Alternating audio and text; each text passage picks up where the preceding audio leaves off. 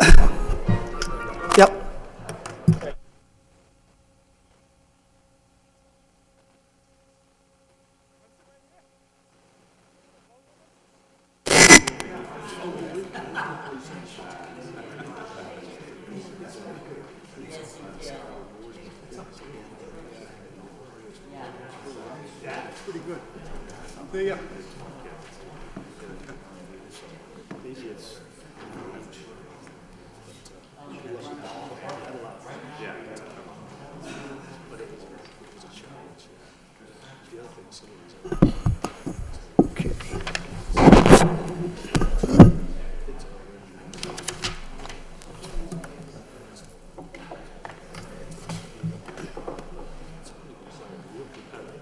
You ready, Mr. Clerk?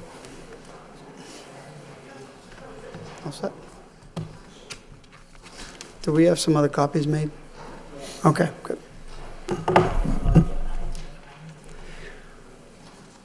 All set, Mr. Clerk? Yes. Okay. Good evening, everyone. This is a meeting of the Transportation Subcommittee. Council Cirillo will not be joining us tonight.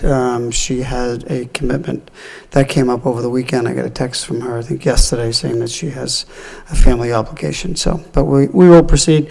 And we scheduled this as soon as we can, as we committed to when this issue came before the City Council.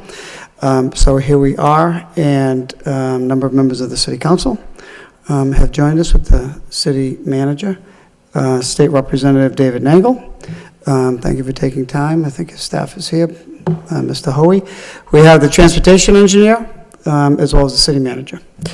We have Council Kennedy, Council Mercier, Councilor Milanazzo, and so we will begin. Mr. Clerk, could you please call the roll? Chairman Elliott. Here. Council Cirillo. Council Conway. Here. 2 present. 2 present. So this subcommittee is convened as a result of a motion that was sent regarding a motion that was filed relative to the project that at the intersection of Route 38, Laurel Street,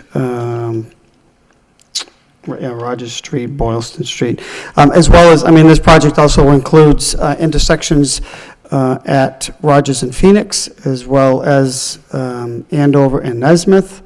That extends all the way to the next intersection at East Merrimack Street. So if there's no objection, we want to hear from everyone. I would just like to, if there's no objection from members of the council or the subcommittee, I'd like to have the transportation engineer for the city walk us through this project, because I sort of just went through it quick. It's not just this intersection. It includes both Phoenix and all the way down to East Merrimack Street. So if you could, I know there's a diagram that is up on the screen. So with that, Natasha, could you please walk through, and then we'll go to public discussion on members of the council, and we'll take it from there. So. Sure. Thank you, Councilor Elliott. What you see on the screen is the intersection that the petition was concerning. This is the graphic that was presented at the design public hearing in July of 2016, which shows the through movement to Laurel Street eliminated. I'd like to just provide some general background on the project. So the Route 38 Improvements Project is a $4.5 million project designed by MassDOT. As Councilor Elliott mentioned, it's 4 intersections, Rogers Street and Phoenix and Douglas, which is straightforward intersection improvements with no change to the configuration of the intersection. This intersection, which would be Boylston, Rogers, Fairmont, and Laurel, with a change to the configuration to eliminate the through movement to Laurel.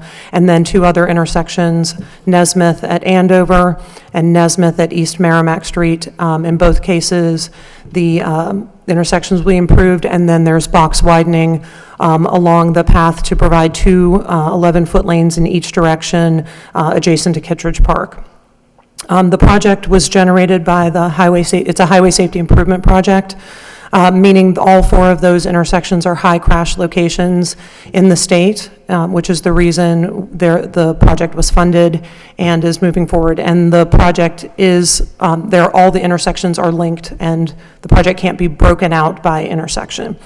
At this particular location, there were a number of safety concerns that directed the design. There are a number of conflict points. If you are turning If you're on Roger Street and you're going to turn left to take the movement up to Laurel, the first conflict would be if anyone was turning right from Rogers onto Laurel. Another conflict would be if people were going to go straight and then turn right onto Fairmont Street, and then vehicles behind you, if they are unaware if you're turning onto Fairmont or onto Laurel. So 3 conflict points. It was an attempt to eliminate multiple conflict points and confusion at this location. There were also some pedestrian accommodation improvements that were required when the road safety audit was completed in 2010. A number of the pedestrian buttons weren't working, the crosswalks were faded. This will replace all of that infrastructure and provide definitely a safe, it has an exclusive PED phase for the light, meaning when someone pushes the PED button, traffic will have red lights in all direction. It'll be safe for pedestrians to cross at all the locations. Which is good because Shed Park is on the other corner. Ideal to have it be a safe pedestrian path for children going to Shed Park. The other thing I would mention is that at this location, 4 options were considered. All of them are evaluated for level of service and for the delay to traffic. This option is the best for level of service and for the least delay for both AM and PM traffic. The overall volume on Route 38 in the morning is 1,400 vehicles per hour, about 26,000 vehicles a day, and then in the evening it's 2,000 vehicles per hour. In the morning, during the peak hour, only 2 vehicles make the movement up to Laurel. In the evening peak hour, 15 vehicles coming from Roger Street make the through movement, and 84 vehicles make the movement from Boylston Street up to Laurel. That's based on a 2014 traffic count. And then lastly, I would just mention the public participation process for the project. The design public hearing was held on July 28th at the Pollard Memorial Library, and there were notifications in the Lowell Sun and in the Boston Globe for 2 weeks prior. One more thing to mention, Laurel Street will not be one way. It will still be 2 directions. You simply won't be able to make that movement. And lastly, I would just mention that in conversations with MassDOT, they said it would not be possible for the remainder of the project to move on if one portion of the project was on hold. So a delay at this intersection would essentially delay the entire project. Is there anything else I can clarify? I'm sure there'll be some other questions, but I think that was a thorough explanation, excuse me, in my opinion. Can you just repeat those traffic counts for me? I was writing as quick as I could. But oh, sure. 1,400 in the AM, total number of cars. Yeah, so 26,000? 1,400 vehicles per hour Right. in the morning, so that'd be 700 in each direction, and then 2,000 vehicles per hour in the peak evening, so that'd be 1,000 vehicles in each direction per hour. And total for, let me give you the exact number. 26,000 vehicles, weekday volume, that's the average daily traffic on a weekday at this location on Roger Street. Okay, good. Thank you. I'm sure we'll have questions, but before we do, Madam Manager, anything? Do we want to go, excuse me, Madam Manager, and then if anybody wants to chime in. No, thank you, Mr. Chairman. When the council referred the petition to my office, Natasha Vance, the traffic and transportation engineer, has been in conversation with MassDOT and has gotten the outline of the timeline to this project, as you can see, has been going on for several years. The overall cost, which I think was mentioned, is a $4.5 million project, and I don't know if this was mentioned, but the status, and I'm aware of this because before I came to the city manager's office, was involved with it in the legislature with Representative Nangle. The status at this point is the project is out to bid, has been 100% design and has been put out, and the bids are expected to be opened later this month. Just to give the total picture in terms of the status. Okay. Thank you. Council Kennedy, make it the motion. Thank you, Mr. Chairman. If I could, just 2 points of clarification to the traffic engineer. if Laurel Street will stay two ways, what is the movement that will be eliminated exactly? And when I look at this project, the Route 38 project, I see it as separate components, so that, but apparently DOT does not look at it that way. Why don't they look at it that way? In other words, why wouldn't it be still a good idea to do the improvements that would be, and I'm not suggesting that we just abort this part of it, but why is it that that it all has to be done and that they don't look at it as separate components? That's a good question. I believe that the reason it has to be looked at altogether is because it's one plan set for all 4 intersections and the box widening, and it would be very difficult to pull out just the pieces that apply to this because there's specs. I mean, everything applies to all the sections. I can confirm with MassDOT that that's the reason, but that's my understanding. I can go point it. It'll probably be easier if I point at it, but essentially it's the through movement up this way. Do you want to take a mic? Right now, I'll try to speak loudly. There we go. Thanks. So right now, you can turn left and go straight right here up to Laurel Street, and then you can also make this right turning movement onto Fairmont. What will be eliminated is that through lane right there. So anyone coming this way would not be able to get to Laurel Street in this direction. You could still access it this way. And then also traffic coming this way currently can turn and go up Laurel Street, and they would no longer be able to do that.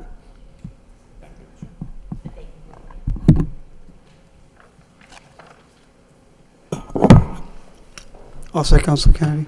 Okay. I'd sure like to recognize State Representative David Nangle. Thank you for joining us, and welcome to City Council. Thank you, Mr. Chairman, for having us here tonight, and to my colleague in the Senate for putting the motion forward. This is something that, as the manager alluded to earlier, that I believe it's about 7 or 8 years ago that we started this process. When the city was chosen for this, I believe it's about $4.4 million for those intersections, as Natasha spoke about, going all the way up to Andover and Nesmith Street. And I might add that we all know here tonight that that area between Andover Street and East Merrimack Street, that definitely has to be widened, and we're happy to see that finally coming to fruition.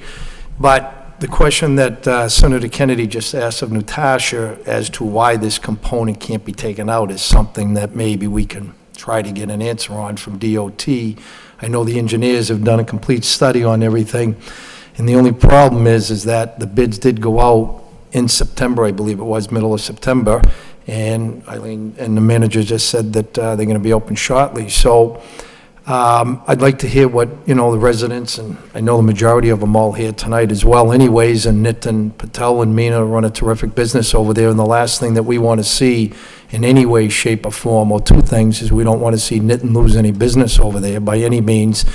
And also, as one of the speakers you're going to hear from talks about the fact of the kids coming across over to Shed Park, and the last thing we want to see is Nitin's parking lot to become a cut-through to get over there to Laurel Street, which is maybe something the manager we could talk about as far as some sort of police activity or something there, I'm sorry, if that were the case, if it did go in that direction.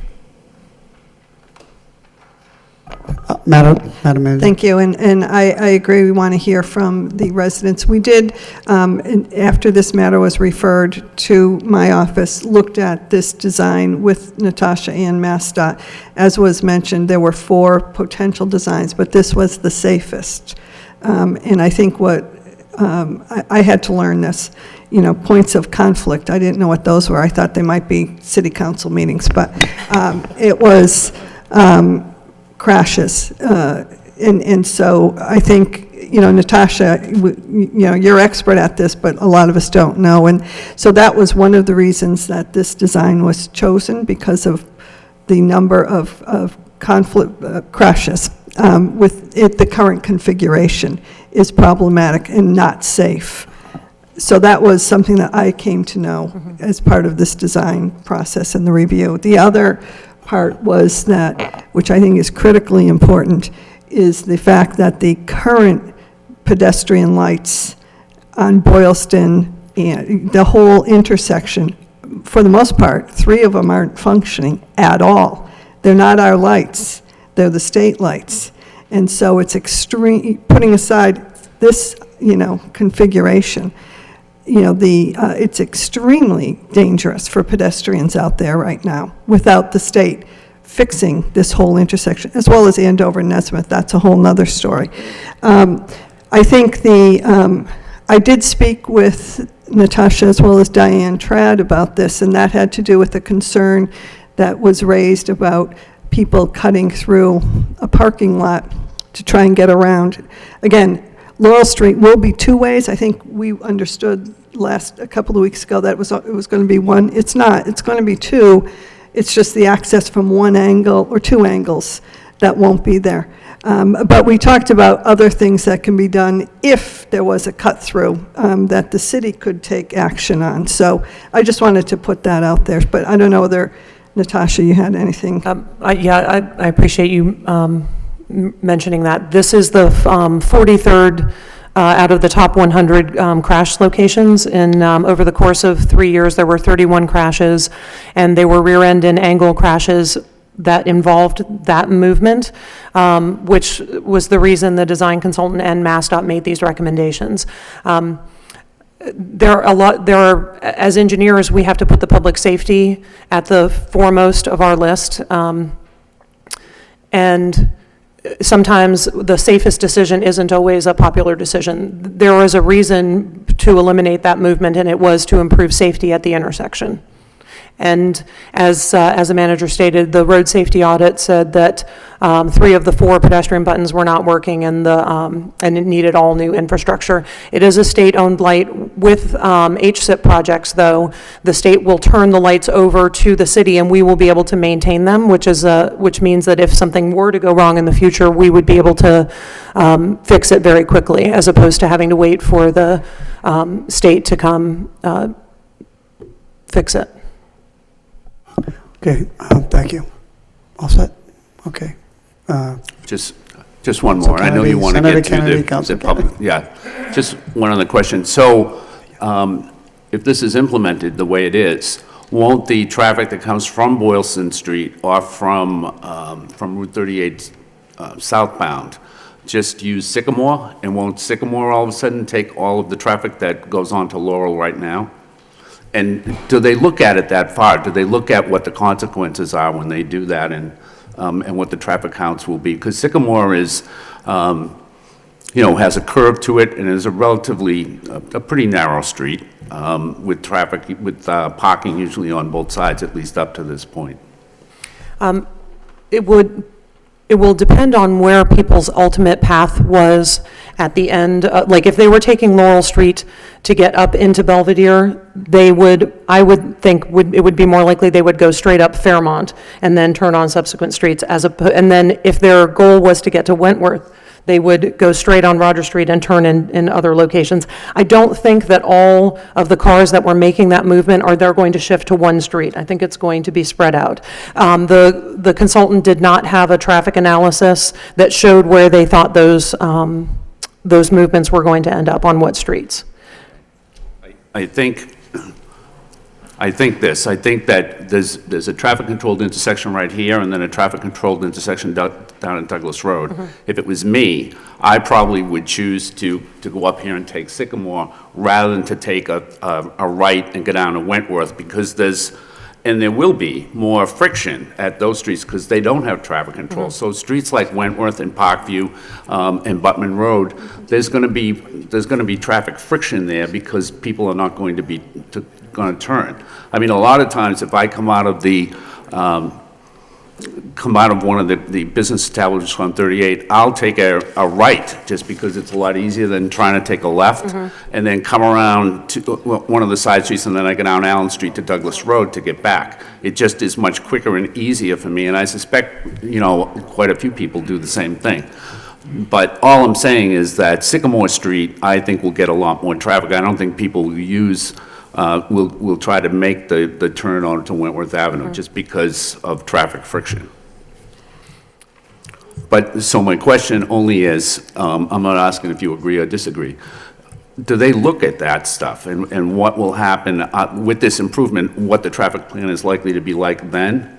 Which I guess in order to do that in a comprehensive way would mean that you would have to look at different trips, what trips people are taking, right?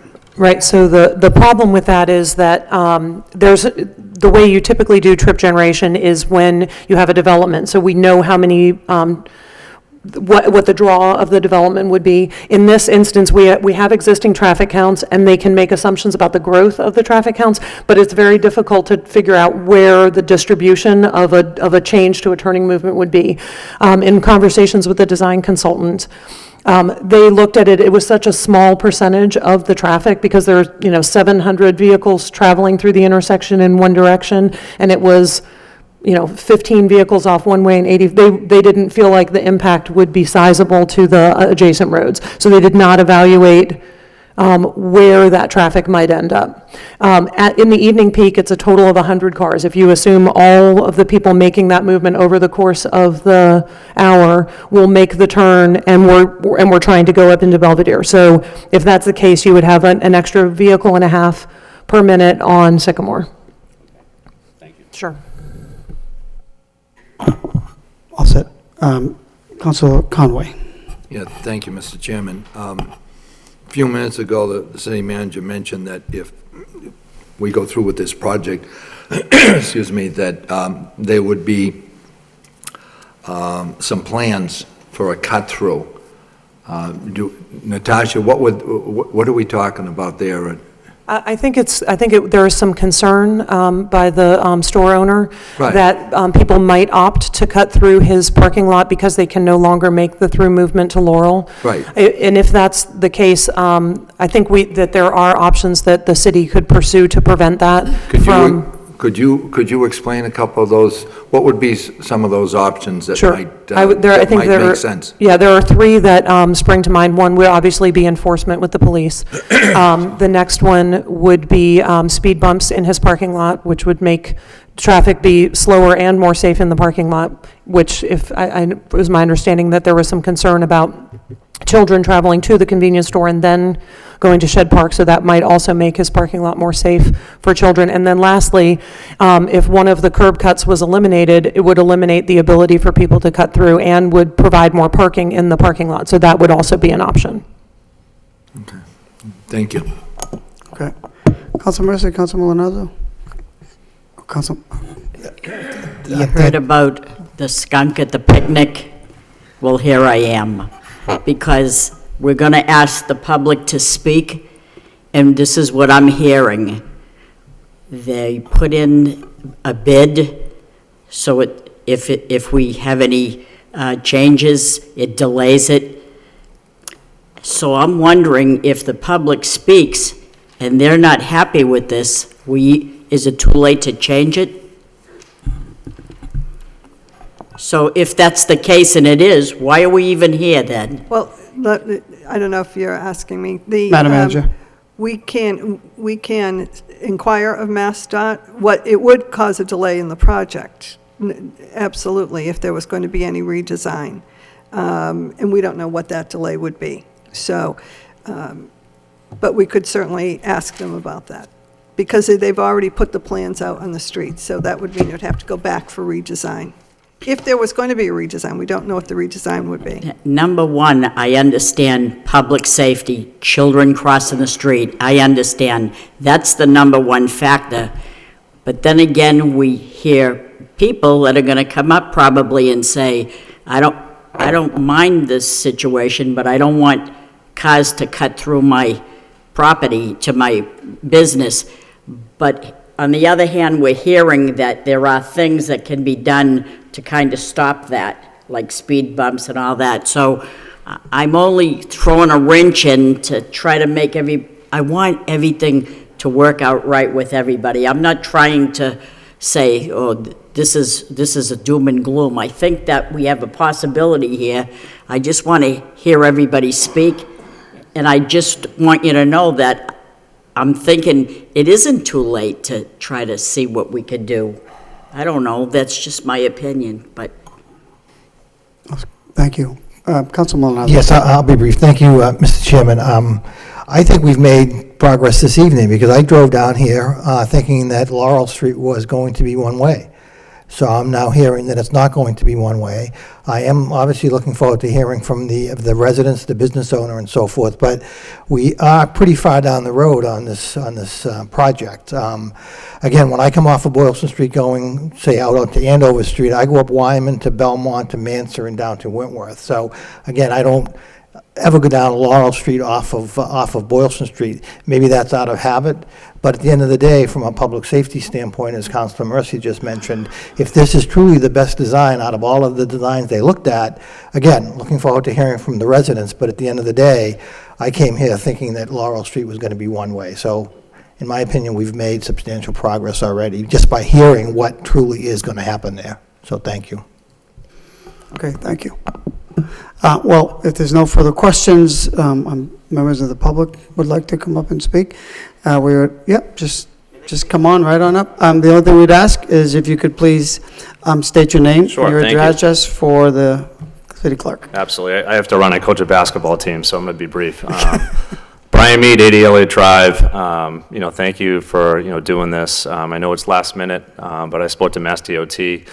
They did say the bid's open until I think the 29th of January. So we're hoping that you guys can, band together and just modify or delay this from happening, because I don't want to speak for everybody here, but we don't want this to happen. Enforcement's not going to work. It just doesn't. Put up a sign, it's not going to work.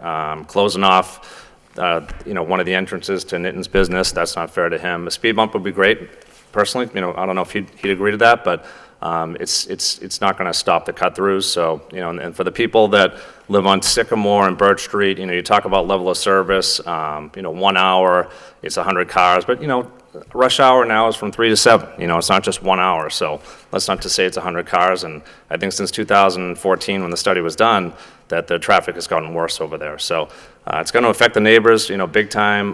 Nobody asked for this. Not one person I know of said, hey, let's do this. Crash points. I mean, I've lived there my whole life. I've never seen, a deadly crash there. I mean, obviously there's fender benders, but so we just don't want this one portion of the project to happen, and we hopefully you guys can get it done. So thank you, Dave Nangle, for being here. So, all right, thank you. Good night. Hi, my name is Carrie Keeler. I live at 168 Wentworth Avenue. I actually drive this intersection every single day on my way home from work. I go up Boylston, I cross over, I hang a left onto Fairmont, and I make a right onto Sycamore to get home. I also walk this intersection frequently to get over to Shed Park and over to the cemetery, and I've taken my life into my hands several times getting across the intersection, especially when the button is hanging off a wire and it doesn't work. I usually take it across on the fire station side, because taking it on the side where these 3 little, I don't know what you want to call them, exit ramps or so forth on the side of Laurel, means you have to cross 3 sections of road from curb to curb in order to get across the intersection just once. And that's just to get to the curb to Roger Street, never mind getting across Roger Street. So I've only lived here 3 years, so this is the first time I'm seeing this plan. But like I said, I'm familiar with the intersection and I'm there every day. It seems perfectly logical to me. However, I would have some concerns. I live on Wentworth. Wentworth is a cut-through street. It's got a bit of a drag strip on our block, and I have mentioned it to the traffic department before. I would like to see some more effort in traffic calming in the surrounding area, and I wondered if in the traffic study, if there was a study to see how many of us actually go from Boylston over to Fairmont and not take that right onto Laurel, because actually that right is a little inconvenient as it is now. Just to see what the comparison is to what's going left now versus what's going right now, and if that's, drastically different. And then the other thing would be, as far as traffic calming, I do see the concerns about going on Sycamore because there is a school there. Could there be some sort of restriction as to passage during school hours? And then the other option was, as I'm always asking for, is some sort of traffic calming on Wentworth Avenue, because it is, the speed limit is not, I would love to see more speed limit signs, because I'm pretty sure that people aren't familiar with the speed limit is. When they come off Roger Street, they just gun it. And that's particularly at rush hour, between 4:30 and 6. Thank you. You're welcome. Thank you. Mr. Patel? It's Mr. Chairman, Councillor, Mr. Nangal, Manager, Nitin Patel. So we're talking about delay. I am not worried about people cutting through my parking lot at all. I am worried about safety. So this is not about me or my business. I don't know what impact going to be with the intersection to my business. But we're talking about delay for 5 or 6 months or more. So we have to go back to little history. When 2 years ago I find out Mr. McKelchie is a builder in Lowell. His son lives across the Boylston Street. So he came from the Riley School about this traffic meeting. And he says, Nitin, we have to stop that. They don't let you go from Roger Street or Boylston Street to Laurel Street. So we have to stop that. But I know most all councillors, but Samaras come to my store every day. Plus I know Mr. Nangal personally, so I call Mr. Hoy in the morning, next day. This is almost 2 years ago. And then Mr. Kennedy come and they are the neighborhood. Usually I call everybody, but after some comment I learned that don't call to everybody. So after putting phone to Mr. Hoy, I'll call Mr. Kennedy's office at the mayor office. He's the mayor that time. So within 5 minutes, Mr. Mayor called me. He said, Mr. Nangal at the City Hall in the engineer office. What happened? So I said, this is a problem. They tried to run. And same time I called Mrs. Donnie's office too. I left message for Kara. I don't know what happened. They might work together or not. And Samaras came after 10 minutes. He said, I'm the first one going to cross your parking lot. So I think they're more worried about me than themselves, so they're going to start to stop it. So after 3-4 months, Mr. Hoy came and explained me that this is going to happen. So I don't want to be selfish, so I don't tell anybody. So that matter solved that time. But Mr. Mead, 4 weeks ago, when they talked about Merrill Street, he learned that they're going to do one way. So he came next day in the store, and he asked me, that Nitin, you know that? I said, yes, I know, and I tried to stop it. But I am helpless, and I don't want to be selfish myself. So I put that. He said, I'm going to file the petition. Can you some signature? That's we here go. Mr. Samaras, even 3 weeks ago, he signed petition.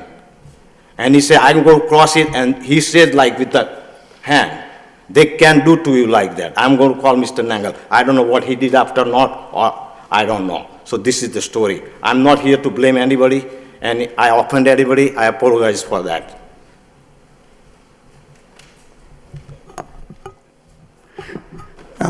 Thank you, Mr. Patel. So one of the issues that... Can I have a second? Oh, sure. Plus about cut through now, even there is a little island there.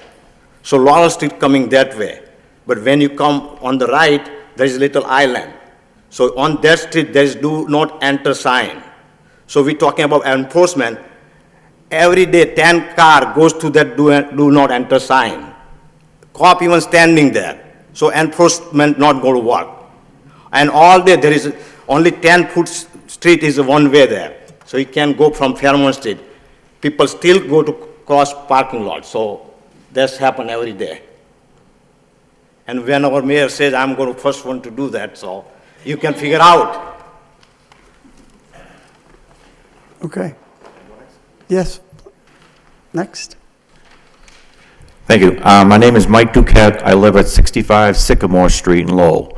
We also used to live at 74 Laurel Street in Lowell. So we lived on the corner of Laurel and Wentworth for like 20 years, and we've lived on the corner of Sycamore and Wentworth for like 24 years. We've been in the neighborhood for 44 years.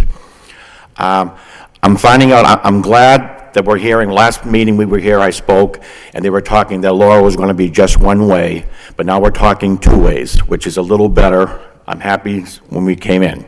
But my question is if you're coming from Tewksbury and you're taking a right now onto Wentworth, because you are no longer going to be able to take a right onto Laurel, that intersection on the corner of Laurel and Wentworth is horrendous. There's 4 stop signs there. You'll still be able to turn right onto Laurel, off-road. Right, okay. Oh, I'm sorry, okay. From Tewksbury, you can. Oh, okay, okay. But now, okay, but you're not, but when you're going up Boylston Street, you're going to be able to, you can't take, you won't be able to bear right onto Laurel. Okay, so you're going to have a choice of either going Sycamore and Birch. We used to have 3, Laurel, Sycamore, and Birch. Now you're cutting it down 33% now to Sycamore and Birch. I live on the corner of Sycamore and Birch now. The school is across the street. If you turn around and you don't let cars go by, you know, from 7 to 8, or that's still not going to have any impact, I don't believe. My driveway's on the end of the street. There's times now, I've been in the neighborhood for 44 years, so you've seen accidents on every corner. I know exactly what you're saying about Andover Street, trying to get across from Shed Park. I agree completely in safety. But what I'm complaining about now is that there's going to be a huge impact going up Fairmount. You're going to have to either take Sycamore or Birch, and you're going to take the first street, and the first street is Sycamore. There's times now that when I back out of my driveway, I've got to wait a couple of minutes because there's 4, 5, 6 cars in line trying to get on Wentworth Avenue. You're telling me the impact isn't going to be much? Tell you what, send somebody there and spend a day, a few days there, and see what the impact is now. Because like Brian Mead had mentioned, traffic is getting worse everywhere you go. And if you go from 3 streets down to 2, there's going to be a huge impact on Sycamore Street. And that's about it. Thank you for your time. Thank you. Anybody else? Good evening. My name is Brian Monahan, 239 Fairmount Street in Lowell. I've lived there for about 35 years. Thank you all for coming tonight. It shows that the council and the engineer and the representative are very interested in accommodating those of us that are interested in resolving this. And I think that Attorney Mercier hit the nail on the head in that we're all trying to resolve this in a positive way. The bulk of the project is very important to everybody, and I'm hoping that it's going to help the city. My concern was traffic, and currently living on Fairmount Street, it's like a highway almost, where it's a pretty wide street. There's not as much parking on each side of the street as compared to other streets in the city, and people really exceed the speed limit excessively. Typically what someone will do is come up Fairmount Street from Boylston, and they go up the hill, so they're accelerating to go up the hill, but they just keep the foot on the accelerator and keep going. So my concern with this project is primarily about how Boylston Street will sort of dump into the traffic, will go up Fairmount Street and continue on and increase the number of cars. Now, I'm hopeful that with 38 Rogers Street being enlarged to 2 lanes, that people will, I'm assuming there's going to be a dual lane turn there, or an option for, or is it just, I'm sorry, I don't know if, coming out of Boylston Street, is it going to be 1 lane left and 1 lane right? Yeah, and then also straight. I mean, Right. 2 lanes. Okay, so similar to what it is now. Okay. So, you know, my feeling is that it's going to increase the accessibility and therefore the traffic to Fairmount Street.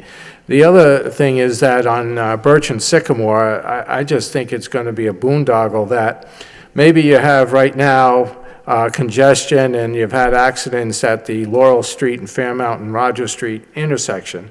But to me, it seems like we're moving up the congestion up a couple blocks to Birch and Sycamore, which aren't very capable of handling that much traffic because it's a more narrow street, and also it has parking here and there on the street. There's also the school and so forth. So what we're doing is people who want to access Wentworth and beyond are going to be using Birch and Sycamore and perhaps Fairmount.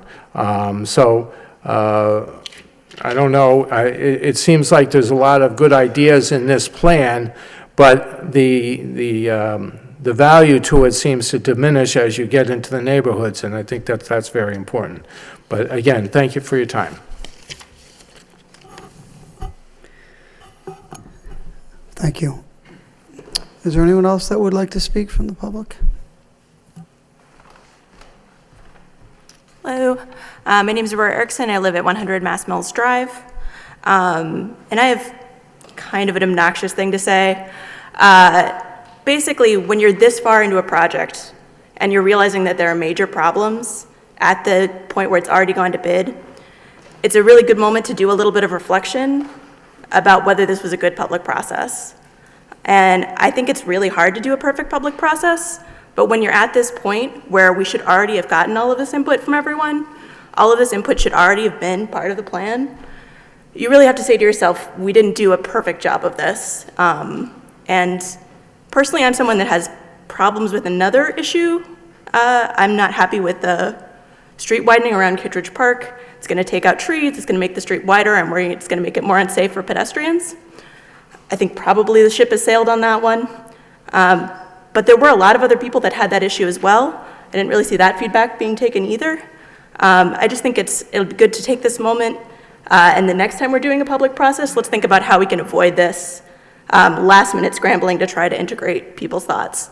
And rather, when we're at that 25% design stage, or when we're at the initial public process, how can we make sure there are more people at the table? Thanks.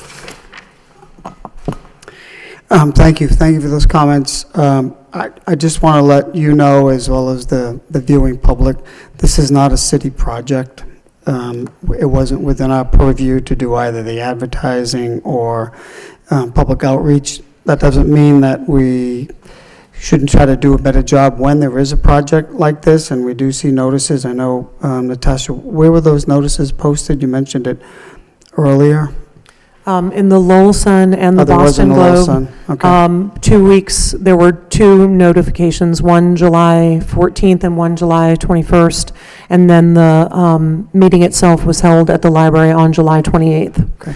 I mean, I don't disagree. We try to get as much outreach and notice to folks. We did have Mass DOT in, I believe it was a month ago, or was it longer, Madam Manager, on a motion to discuss not only this, but a multitude of projects that DOT is doing. I think it was it a month ago? Just to try, and I'll just finish on this, as well as upcoming projects, i.e. the bridges, because that sort of goes along the same lines as there are going to be major traffic problems and issues. But Madam Manager. Thank you. Just briefly, we did have public process, as was said, at the Pollard Memorial Library, also over at DPD. We had meetings with the neighbors in the conference room, the delegation with neighbors regarding the Andover Nesmith. I'm not saying people here were part of it, but there were many, many people who participated in the public process that the state conducted, and we put it on our Facebook pages, and we also met with people both out at the site and here in the city with the state MassDOT representatives and engineers. And I think by far nobody reads well, not many folks. I'll speak for myself. You see all those legal notices, you see all the public notices, and it's sometimes such small print we don't always see it. So I understand the point. Mr. Gear, did you want to come up? Yes, please. Good evening. My name is John Gear. I live on Alcott Street in Lowell, and I'm also president of the Belvedere Neighborhood Association. I think this particular project was overshadowed by Kittredge Park, to be honest, when the public review was done almost 3 years ago. So that's unfortunate. This just came to my attention recently, so I'm feeling rather apologetic about not being on top of this. It sounds like it's going to be very difficult to revisit this whole project since it's out to bid. Perhaps the city could appeal to MassDOT to see what could be done to separate this particular intersection phase or component of the larger project and revisit the design. Consider what residents have said about traffic going up Sycamore Birch and how this particular design affects the neighborhood. That might be the best we can do at this point, so we'd appreciate if the city could do that. I must say, though, that on a project of this scale, it's almost as if these particular components might have their own public meetings. Again, the focus was on Kittredge Park, but there's 3 other intersections that are in play here. This one in particular didn't seem to get the attention it deserved. So we appreciate the meeting tonight and the work that's being done to investigate this. And again, if we could work with MassDOT to see if they could revisit the design, that'd be much appreciated. Thank you. Okay, absolutely. Councilor Kennedy.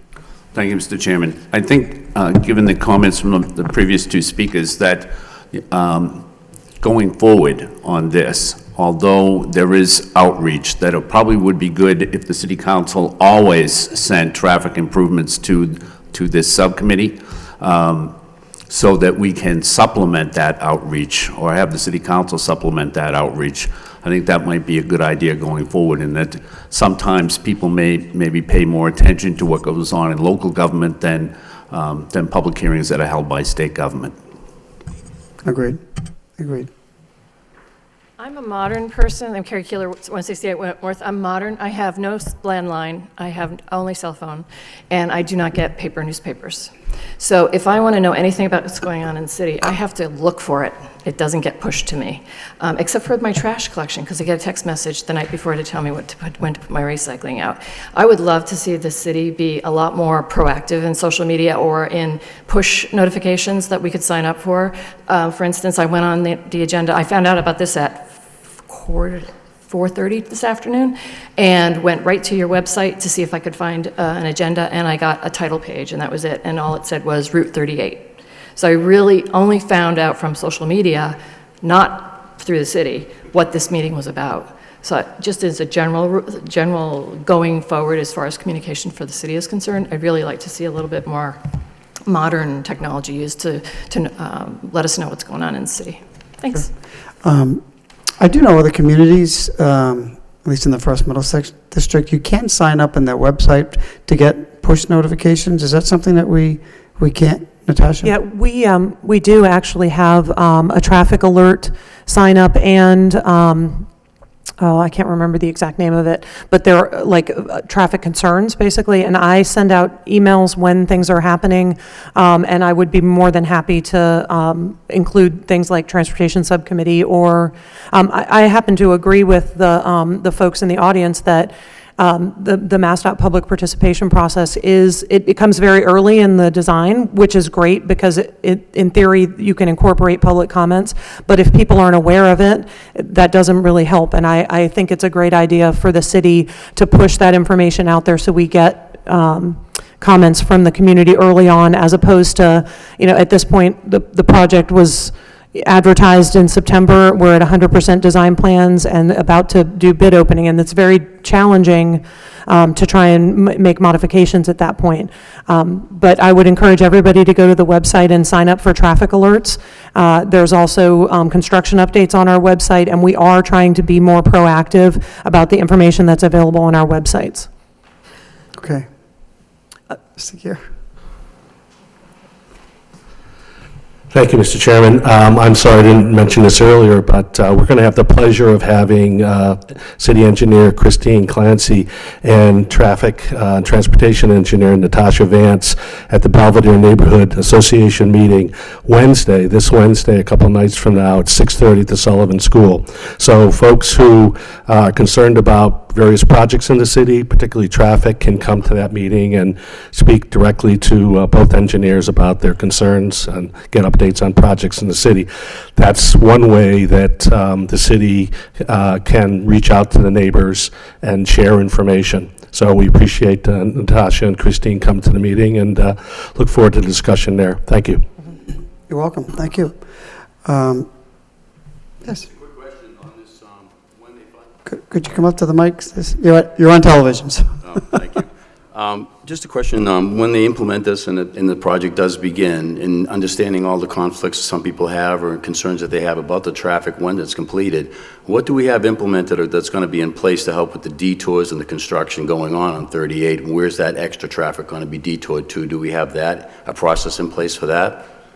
And how long will the project take, roughly?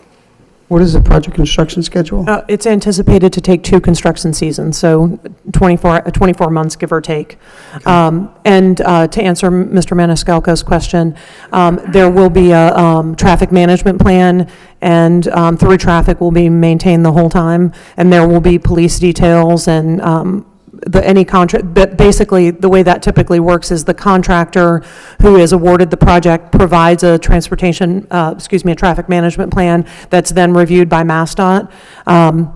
And I'm sure if I wanted to look, if the city wants me to review it, I would be more than happy to look it over and make sure impacts would be minimized. Okay, so when you say total project construction, we're talking the 3 intersections, not this particular Correct, that's the location. entire project. So are they going to phase one at Rogers and Phoenix, and then I the would section, so or- generally the contractor has, I'm sorry. Go ahead. Generally, the contractor provides a schedule and provides their ways and means, so they would dictate, means and methods, and they would dictate what intersections they would start with and in what process. So I would anticipate that they would actually start with the box widening because that's the longest process. And yeah, but until a contract is awarded, we wouldn't typically know what this plan schedule was. Okay. Is that good? Madam Manager? Just briefly, and again, it was in concept, when we did have meetings with MassDOT, they had anticipated at that point, starting at Phoenix Ave and working their way up. Now, that could change, but that's what they had presented to the delegation, was the sequencing of the construction. Again, maybe the contractor That's will why have I'm not a different contractor, ideas. I guess. But that was just what the MassDOT designed. And just to one point, or 2 that have been raised, and it has to do with notifications. This is something we're trying to do a better job at, department by department, to push information out to the citizens, to the residents of the city, being attentive to, neighborhood issues and what the effect would be, as well as language barriers. We have a lot of challenges that I think we are not doing the job that we could be or should be doing, utilizing social media. So I concur, and we'll be bringing forward some recommendations to the council in the weeks to come, how we can better reach our residents about things like this, as well as other things that are going on with the city.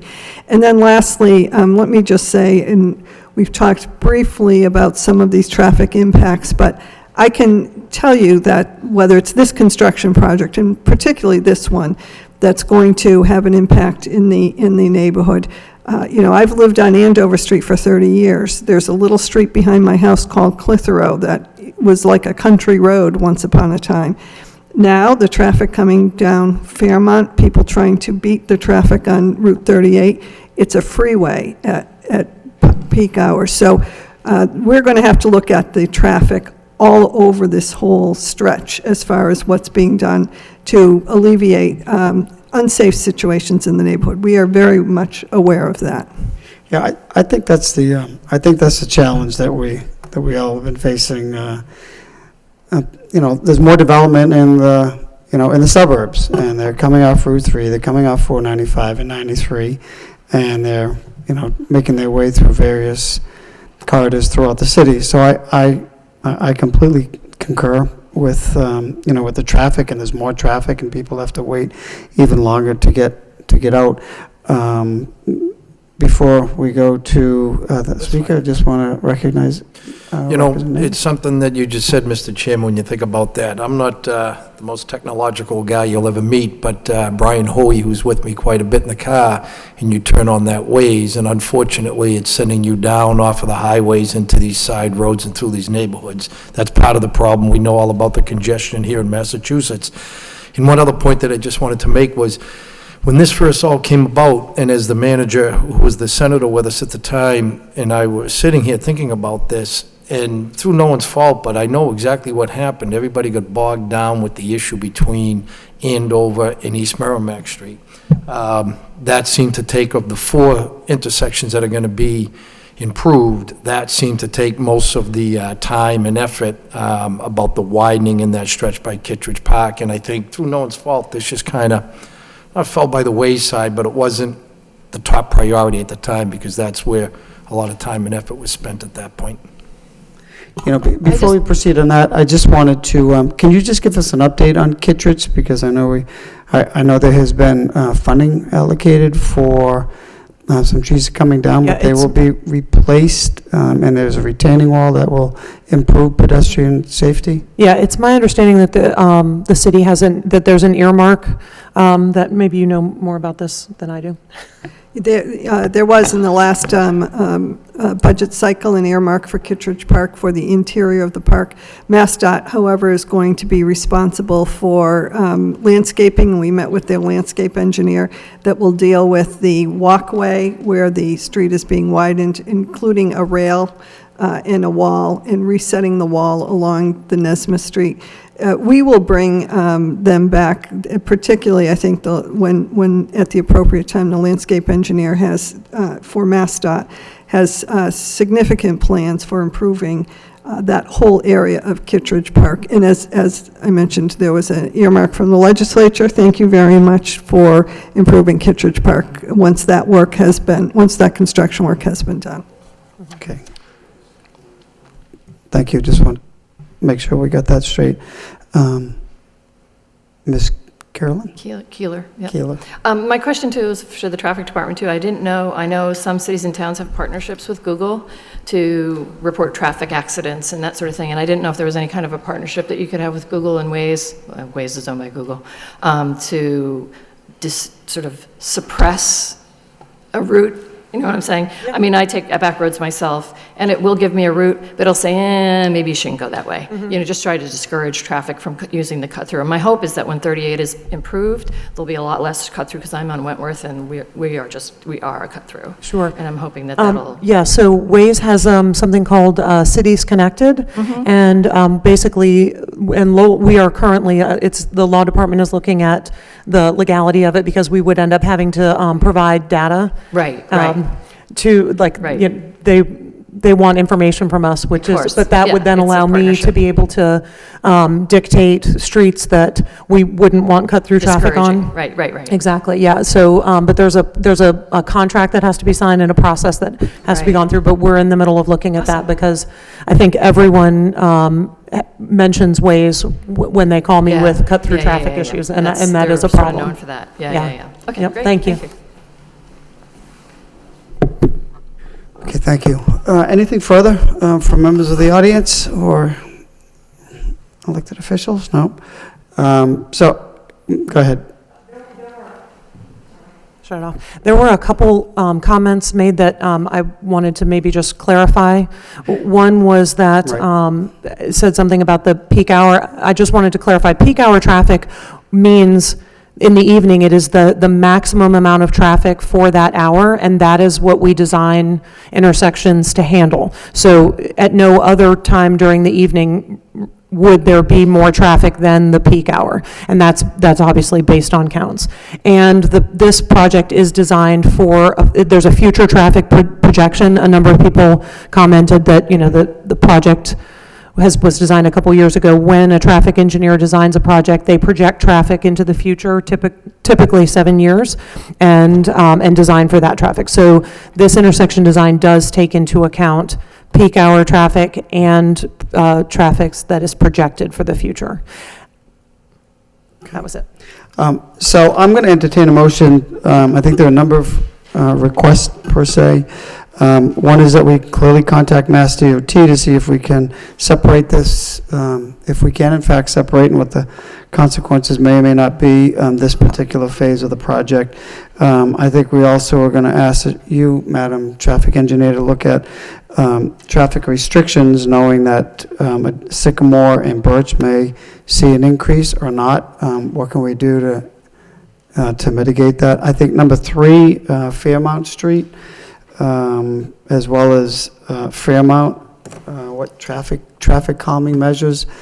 I know we spoke, believe it or not, at the last city council meeting about speed bumps. I know, I mean, I personally favor them. I think they're effective. I know there's some issue with snow plowing, but I do see them in other communities, and I think thoroughfares that are being used as cut through cut-throughs may warrant it, and we're not going to put them everywhere, but I think when there's a raceway, and we all know traffic enforcement has, to me, marginal impact. You put a sign up, a radar, and that's all. People know. Some people try to be conscious about it, but I think that is something that the city is going to be looking at in the future. I know we're going to look at some pilot projects, but I agree. Cut through, there's more cars, people are trying to get home, and they're cutting through the neighborhoods or just to get home, and people are racing. So unless there's anything else, those are 3 items that we have. Natasha, I don't know if you have anything else on your plate, but I do think, I know there was a request about restrictions, on Sycamore because of that street. I know there were some streets in Pawtucketville that there is restriction because it is a cut-through, and then people have to go the normal course of, on the wider roadway. So I'll make that in the form of a motion, unless you have anything else that we should add. I do not. Second. No? Okay. All those, so that motion was made, Mr. Clerk, and seconded. We'll bring it forward to the City Council. All those in favor signify by saying aye. Aye. And the opposed, that motion carries. Anything further? No? Thank you for coming. Thank you for attending. We're taking your concerns into consideration and see what we can do. Okay? Motion to adjourn by Council Conway, seconded by myself. All those in favor signify by saying aye. And the opposed, that motion carries. This meeting stands adjourned.